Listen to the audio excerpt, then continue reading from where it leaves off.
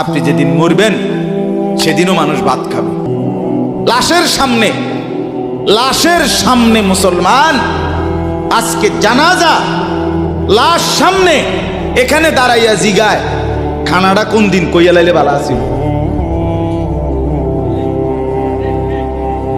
কি আহা আহা, মানুষ কার জন্য শিক্ষালেন? এই মানুষগুলো তারা আজকে জিগায় খানাটা কোন দিন, 4 দিন না খানাটা কি সোমবারে করলে ভালো হয় না মঙ্গলবারে করলে ভালো হয়, কত অনবুঝ করে লাইলে ভালো আছিল। লোকজন কি আর আবার পাইবেননি? হ্যাঁ, মানুষটিরে আবার কইটো আইবেন, আজকেই কইয়া লাইলে ভালো।